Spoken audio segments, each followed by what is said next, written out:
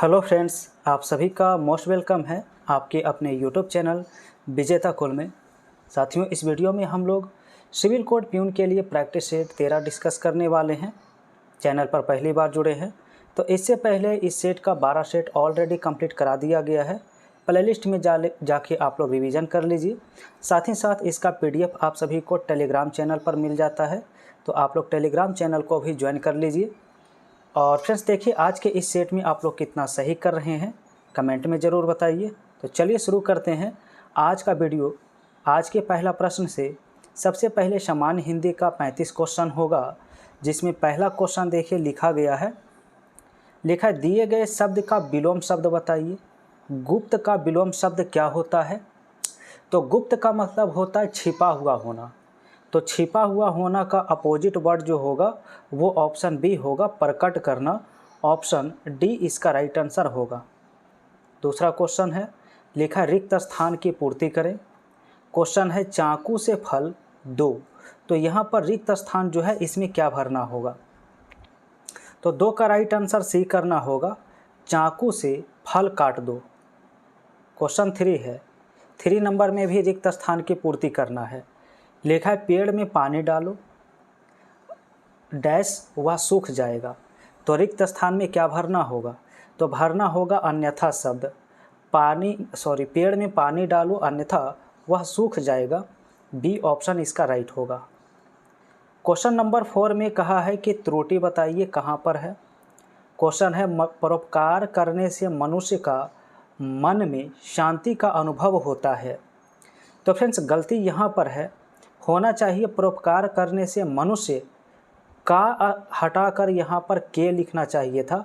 मनुष्य के मन में शांति का अनुभव होता है। तो 4 का राइट आंसर ऑप्शन ए करना होगा। इसके बाद फ्रेंड्स 5 से 9 तक का जो प्रश्न है ये गद्यांश पर आधारित प्रश्न है। इसका आंसर आप लोगों को PDF में मिल जाएगा। आप लोग PDF प्राप्त करके और इसे आसानी से कर लेंगे। ठीक है, हम सीधा सवाल क्वेश्चन नंबर 10 से यहाँ पर डिस्कस करेंगे। अभी क्वेश्चन है कि सही वर्तनी वाले शब्द का चयन करें। इनमें से सही वर्तनी वाले शब्द कौन से हैं? तो 10 का राइट आंसर आप सभी का ऑप्शन सी होगा, आयुष्मान लिखना सी ऑप्शन में सही है। क्वेश्चन नंबर 11 है, लिखा है विलोम शब्द बताइए। निरामिष का विलोम शब्द क्या होता है? तो निरामिष का होता है सामिस। क्या होता है राइट आंसर? सामिस इसका अपोजिट वर्ड होगा। नेक्स्ट क्वेश्चन 12 है, लिखा है नमक मिर्च लगाना इस मुहावरे का अर्थ क्या होता है? नमक मिर्च लगाने का मतलब है कि बढ़ा चढ़ा कर कहना। क्या होता है? बढ़ा चढ़ा कर कहना। और अगला सवाल यहाँ पर 13 नंबर सवाल है, लिखा है सही वर्तनी वाले शब्द का चयन करें। 13 नंबर सवाल का राइट आंसर क्या होगा? तो पिकदान लिखना जो है ऑप्शन नंबर डी में राइट है। अगला सवाल 14 नंबर है, लिखा है पर्यायवाची शब्द बताइए। रुधिर का पर्यायवाची शब्द क्या होता है? तो रुधिर का पर्यायवाची शब्द होता है रक्त, option D. Next question 15 number प्रश्न है, लिखा है जो वर्ष में एक बार होता है उसे किस नाम से जानते हैं? तो इसका राइट आंसर डी करना होगा, वार्षिक। क्या होता है? वार्षिक होता है। अगला सवाल 16 है, लिखा है पर्यायवाची शब्द बताइए। आदि का पर्यायवाची शब्द इनमें से क्या होगा? तो आदि का मतलब अभ्यस्त होना होता है, अभ्यस्त ऑप्शन डी हो जाएगा। नेक्स्ट क्वेश्चन 17 नंबर प्रश्न है, लिखा है गुड़ गोबर कर देना इस मुहावरे का अर्थ क्या होगा? गुड़ गोबर कर देना, तो इसका मतलब होता है काम बिगाड़ देना, ऑप्शन सी। अगला सवाल देखिएगा 18 नंबर प्रश्न है, लिखा है जो अधिक बोलता है उसे क्या कहते हैं? जो अधिक बोलता है उसे क्या कहते हैं? तो आंसर इसका ए होगा, वाचाल कहते हैं उसे। नेक्स्ट 19 नंबर, रिक्त स्थान को भरना है। लिखा है पढ़ लो सो जाओ। तो रिक्त स्थान में क्या आएगा? रिक्त स्थान में भरना होगा ऑप्शन सी, पढ़ लो या सो जाओ। नेक्स्ट क्वेश्चन 20 दिया है, लिखा है मेहनत करने वाला के लिए एक शब्द बताइए क्या होगा? मेहनत करने वाला, तो 20 का राइट आंसर जो होगा आप सभी का ऑप्शन डी होगा, कर्मठ होगा। नेक्स्ट 21, अब यहाँ पर पर्यायवाची शब्द पूछा गया है आप सभी से, रात्रि का पर्यायवाची शब्द क्या होता है? तो 21 का राइट आंसर फ्रेंड्स डी होगा, रजनी होता है रात्रि का पर्यायवाची शब्द। नेक्स्ट क्वेश्चन 22 है, लिखा दूर के ढोल सुहावरन लागे, इस मुहावरे का अर्थ क्या है? दूर के ढोल सुहावने, इस मुहावरे का अर्थ क्या है? तो इसका मतलब होता है कि दूर की वस्तुएं अच्छी लगना, दूर की वस्तुएं अच्छी लगना, ऑप्शन बी। अगला सवाल देखिएगा, लिखा पर्यायवाची शब्द बताइए, सरस्वती का पर्यायवाची शब्द क्या होगा? तो सरस्वती का होता है शारदा, ऑप्शन ए होगा। नेक्स्ट क्वेश्चन, लिखा विलोम शब्द बताना है, आस्था का विलोम शब्द क्या होगा? तो आस्था का उल्टा अनास्था होता है, राइट आंसर डी होगा। नेक्स्ट क्वेश्चन में विलोम शब्द पूछा गया है, दुर्लभ का विलोम शब्द क्या है? तो दुर्लभ का विलोम शब्द होता है सुलभ, ऑप्शन ए होगा राइट आंसर। नेक्स्ट क्वेश्चन 26 है, लिखा है जिसका आदि ना हो उसे किस नाम से जानते हैं? जिसका आदि नहीं है तो उसे हम लोग अनादि के नाम से जानते हैं, राइट आंसर ए होगा।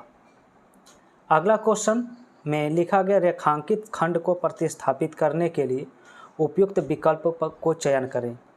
क्वेश्चन है, मैंने इन सब बातों को गहराई पर अनुभव किया। तो यहाँ पर गहराई पर शब्द हटाना होगा, लिखना होगा गहराई से अनुभव किया। तो देखिए 27 का कौन सा ऑप्शन सही होगा यहाँ पर? तो ऑप्शन नंबर सी सही होगा। अगला क्वेश्चन 28 दिया है, लिखा है दो नावों पर पैर रखना, इस मुहावरे का अर्थ क्या होता है? तो दो नाव पर पैर रखना, इसका मतलब है दो विरोधी पक्षों का आश्रय लेना। नेक्स्ट 29 नंबर क्वेश्चन है, सही वर्तनी वाले शब्द पूछा है क्या होगा? हस्तलिखित जो लिखा गया है वो किस ऑप्शन में सही है? तो ऑप्शन ए में राइट है।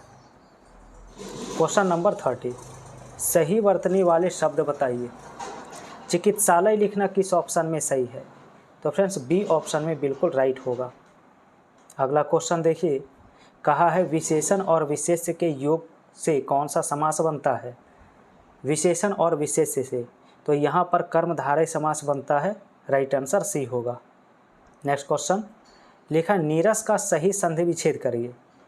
नीरस जो होता है ये विसर्ग संधि होता है और इसका विच्छेद होता है निह जोड़ रस। क्या होता है? निह जोड़ रस होता है, बी ऑप्शन में। नेक्स्ट लिखा है प्रमाण का संधि विच्छेद बताइए क्या है? ठीक है, प्रमाण का संधि विच्छेद यहाँ पर ऑप्शन ए हो जाएगा, प्र जोड़ मान। ठीक है, चलिए अगला सवाल 34 है, लिखा राम ने सारी पुस्तकें पढ़ ली, इस वाक्य में ने किस कारक की विभक्ति है? तो कर्ता की विभक्ति ने होता है, कर्ता की विभक्ति ने होता है, ऑप्शन ए हो जाएगा राइट आंसर। और अब क्वेश्चन नंबर 35 है, इसका आंसर आप लोग कमेंट में बताइए। लिखा निम्नलिखित में से देशज शब्द कौन है? पेड़, मशीन, सेज और रूप लिखा गया है। आप लोग अपना आंसर कमेंट में बताइए कौन सा इसका सही ऑप्शन होगा। चलिए इसके बाद फ्रेंड्स 15 क्वेश्चन अब इंग्लिश का होने वाला है। तो इंग्लिश में देखिए आप लोग कितना सही कर रहे हैं, 15 में से आप लोग ज़रूर बताइए। चलिए इंग्लिश का क्वेश्चन 36 से शुरू होता है। लिखा है select the correctly spelled word, यानी सही स्पेलिंग सेलेक्ट करिए, इनमें से कौन सा होगा? इनसाइक्लोपीडिया लिखना किस ऑप्शन में सही है? तो ऑप्शन नंबर सी में बिल्कुल सही लिखा गया है, इनसाइक्लोपीडिया। चलिए क्वेश्चन 37 है, एक और करेक्टली स्पेल्ड वर्ड का क्वेश्चन है, ब्यूरोक्रेसी जो लिखा गया किस ऑप्शन में सही है? तो सही से एक एक वर्ड को आप सही से देखेंगे तो सी ऑप्शन में बिल्कुल इसका क्या होगा? Right answer. आगे क्वेश्चन नंबर 38 है, लिखा है fill in the blanks. Noori praised him for having an plan. तो जो डैश दिया गया वहाँ पर क्या भरना होगा? तो फ्रेंड्स इस सेंटेंस के भाव के अनुसार एक्सेलेंट भरना होगा। नूरी प्रशंसा किया उसके अच्छे प्लान के लिए, एक्सेलेंट प्लान के लिए, आंसर डी हो जाएगा। क्वेश्चन 39 है, जहाँ पर ग्रामेटिकल एरर ढूंढना है, किस पार्ट में एरर है? क्वेश्चन लिखा गया है you assertion that you were truly ignorant of consequence cannot be believed। तो फ्रेंड्स यहाँ पर यू assertion लिखना गलत है, होना चाहिए यू assert। क्या होना चाहिए? यू assert होना चाहिए था। assertion यहाँ से हटाना होगा और assert करना होगा, यानी इस सवाल का करेक्ट आंसर ऑप्शन बी हो जाएगा। यू assertion के स्थान पर यू assert होना चाहिए। चलिए क्वेश्चन नंबर 40 है, इसमें आप सभी से सिमिलर वर्ड पूछा है। बेफल का सिमिलर वर्ड क्या होगा? तो बेफल का मतलब होता है चकरा देना। बेफल का मतलब होता है चकरा देना, कंफ्यूज कर देना, दुविधा में डाल देना। तो 40 का करेक्ट आंसर कंफ्यूज हो जाएगा। क्या हो जाएगा? कंफ्यूज हो जाएगा ऑप्शन नंबर ए में। ठीक है, चलिए अगला सवाल देखिएगा। 41 नंबर क्वेश्चन में एक इडियम्स दिया गया है, लिखा है फीलिंग अंडर द वेदर।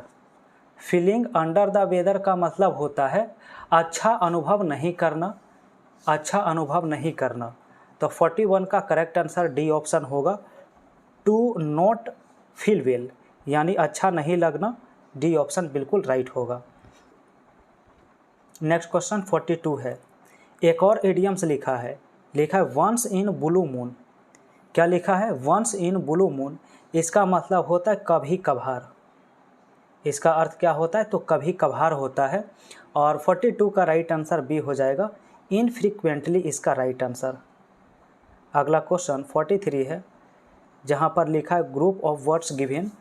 लिखा है अ ज्योमेट्रिकल फिगर विथ 8 साइड्स, यानी कि वैसा ज्यामिति रचना जिसकी 8 साइड होते हैं, 8 भुजाएं होती हैं, उसे क्या कहते हैं?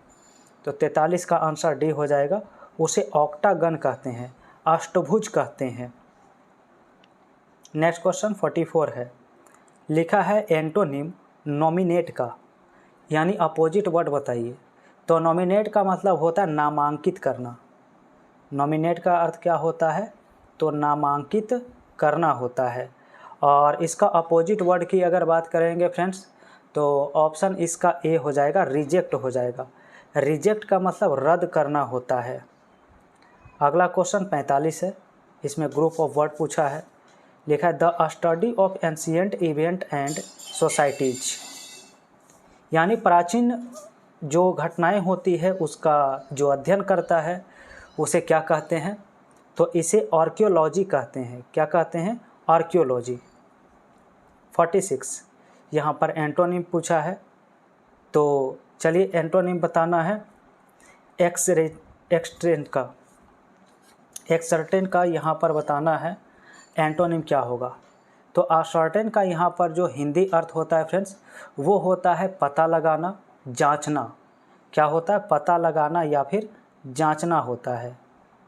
और इसके अगर अपोजिट वर्ड को देखा जाए तो ऑप्शन ए हो जाएगा, ओवरलुक हो जाएगा। ठीक है, क्योंकि ओवरलुक का मतलब होता है नज़रअंदाज करना। इसका अर्थ होता है नज़रअंदाज करना होता है। नेक्स्ट क्वेश्चन 47 है, यहाँ पर आप सभी से साइनोनिम पूछा है एक्सट्रोवर्ट का। तो एक्सट्रोवर्ट का मतलब होता है जो बहुत ज़्यादा बोलता है, जिसे हम वाचाल कहते हैं हिंदी में। तो बहुत ज़्यादा बोलता है। कौन सा ऑप्शन इसका सही होगा 47 में? तो ऑप्शन सी हो जाएगा, टॉलकेटिव हो जाएगा। अगला सवाल, एक इडियम्स दिया है, लिखा इन द गुड बुक्स। क्या लिखा है? In the goods book. इसका मतलब होता है अच्छी राय बनाना। क्या होता है इसका अर्थ? तो अच्छी राय बनाना। ऑप्शन डी हो जाएगा, to be in favour of. ठीक है, अगला क्वेश्चन 49 होगा, और यहाँ पर फिर से एक इडियम्स दिया है, to sound a red alert. यानी फ्रेंड्स यहाँ पर खतरे की घंटी कह सकते हैं। खतरे की घंटी यानी इमरजेंसी सिचुएशन में जो अलर्ट होता है। तो इसके लिए कौन सा ऑप्शन सही होगा? 49 में इसका ऑप्शन देखिए दिया गया है। तो 49 का राइट जवाब आप सभी का बी ऑप्शन होगा, टू रेज एन अलार्म। क्या होगा? To raise an alarm. और आज का अंतिम प्रश्न 50 नंबर प्रश्न होगा, लिखा है group of word a city which is multi cultural. A city which is multi cultural इसके लिए कौन सा ऑप्शन सही होगा। तो 50 का करेक्ट आंसर फ्रेंड्स यहाँ पर कॉस्मोपॉलिटन आपका राइट आंसर होगा। हालांकि यहाँ पर मेट्रो भी आपका सही हो सकता है, लेकिन ज़्यादा सूटेबल आपका कॉस्मोपॉलिटन है। कॉस्मोपॉलिटन नहीं ऑप्शन में हो तो मेट्रो आपका सही हो सकता है। तो फ्रेंड्स ये था आपका 50 हिंदी और इंग्लिश का क्वेश्चन। आप लोग कमेंट में बताइए कितना आप लोग सही किए हैं आज के इस सेट में। और फ्रेंड्स इसका मैथ का जो क्वेश्चन है तो कल के सेशन में हम लोग डिस्कस कर पाएंगे। पहली बार चैनल पर जुड़े हैं तो प्रतिदिन रात 8 बजे से सेशन लाइव होता है। आप लोग लाइव क्लास में ज़रूर जुड़िएगा। कल से आपका बिल्कुल नियमित समय से 8 बजे से लाइव क्लास बिल्कुल शुरू होगा और नियमित रूप से रिवाइज करते रहिए फ्रेंड्स। आप सभी के लिए काफ़ी इम्पोर्टेंट सेट यहाँ पर डिस्कस किया जा रहा है। तो वीडियो पसंद आया हो तो वीडियो को लाइक आप लोग कर दीजिए। चैनल पर पहली बार जुड़े हैं तो चैनल को सब्सक्राइब करके बेल आइकन की घंटी प्रेस कर लीजिए।